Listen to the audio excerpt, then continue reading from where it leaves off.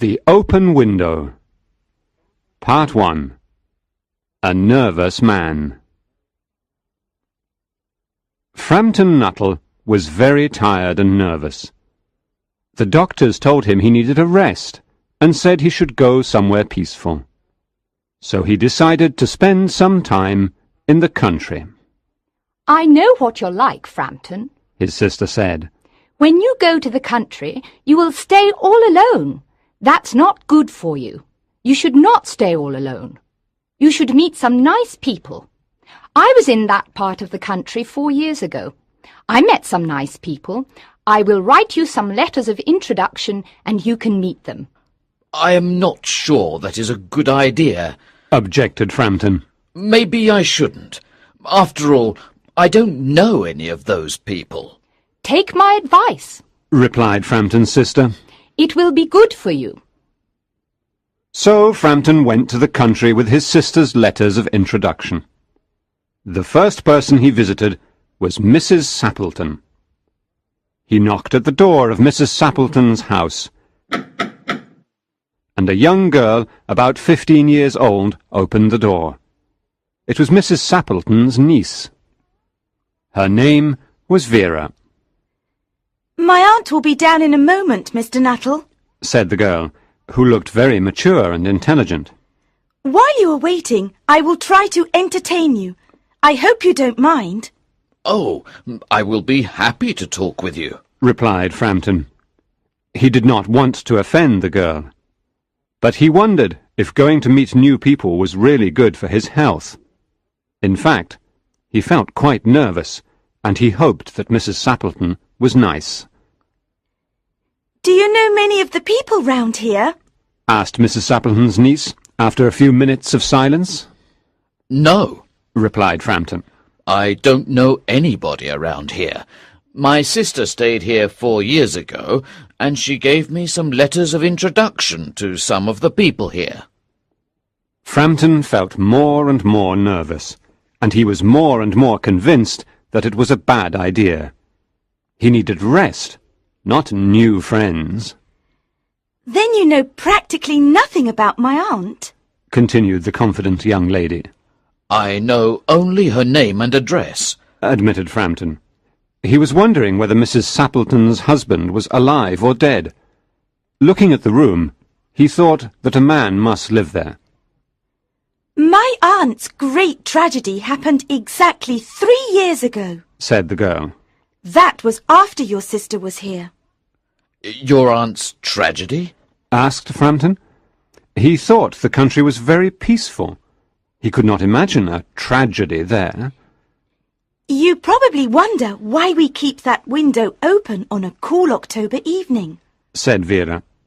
In fact, behind Frampton's chair there was a large French window that opened onto a lawn. "It is very warm for this time of the year," said Frampton. "But is that window connected with the tragedy?" "Exactly 3 years ago, my aunt's husband and her 2 younger brothers went out through that window. They were going hunting. They never came back. While they were going to their favourite hunting spot, they fell into a bog. That particular summer it rained a lot.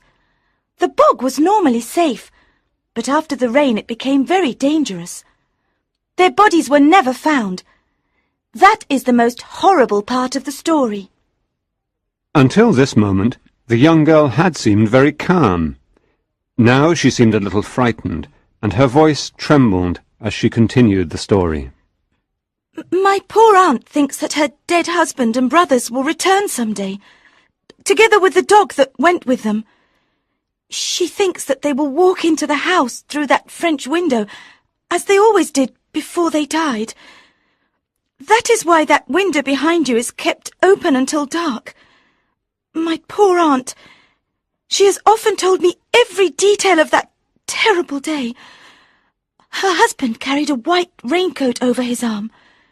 Her youngest brother was singing the song, 'Bertie, why do you bound?' He sang this song to make fun of her. Sometimes, Mr. Nuttel, I have the strange feeling that they will return. that they will walk in through that window. It's horrible. Really horrible. She stopped telling him her sad story. Frampton was happy when the aunt came back into the room. I hope my niece is entertaining you, Mr. Nuttel, Mrs. Sappleton said. She is very interesting, said Frampton nervously. Part 2. Mental Excitement. I hope you don't mind the open window, said Mrs. Sappleton quickly. My husband and my brothers will be back from hunting soon. They always come into the house through that window. Today they went to the bogs to hunt for snipe. When they come home, I am sure they will make a mess of everything. You know what men are like. Mrs. Sappleton continued to talk about hunting. She told Frampton that there were not many snipes that year. She said that she hoped there would be a lot of ducks in November. To Frampton it was all completely horrible. While he tried desperately to change the topic of conversation, he was conscious that Mrs. Sappleton only gave him part of her attention. She continued to look past him, out the window. Obviously, she's looking for her dead husband and brothers. Frampton thought. What a terrible time to visit her. Today, the anniversary of their death. To change the topic of conversation, he started talking about his bad health. The doctors, he said, told me to rest. I should avoid mental excitement, and I should avoid all physical activity. They did not, however, tell me what I should eat. Oh, that is very interesting, said Mrs. Sappleton, who was obviously not really interested at all. In fact, she almost yawned. Then she became very interested, but not in what Frampton was saying. Here they are, she cried. They're just in time for tea. Look, they're covered with mud up to their eyes. Frampton shivered and looked at Vera.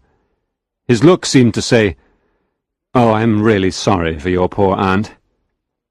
But the girl was looking out the window, and she looked horrified. Frampton became terrified. He turned around and looked out the window too. It was almost dark, but Frampton could see 3 men walking across the lawn towards the window. They all carried guns. One of the 3 men had a white raincoat over his arm. There was also a small dog. They did not say a word. When they were near the window, one of them began to sing, "Bertie, why do you bound?" Frampton jumped up from his chair. He picked up his coat and ran out of the house to the road, and was never seen again. "Here we are, my dear," said the man who was carrying the white raincoat over his arm. "I'm sorry we are a little muddy. Who was that man who ran away?" A very strange man. His name is Frampton Nuttel, said Mrs. Sappleton. He only wanted to talk about his bad health, and then he ran away without saying goodbye and without apologizing, as if he had seen a ghost. I think he ran away because he saw the dog, said Mrs. Sappleton's niece calmly. He told me that he was very afraid of dogs. When he was in India many years ago, he was attacked by a pack of wild dogs. He ran into a cemetery and had to spend the night in a newly dug grave. The dogs growled and snarled above him for the entire night. So you can understand why he is so afraid of dogs. Inventing fantastic stories was Vera's speciality.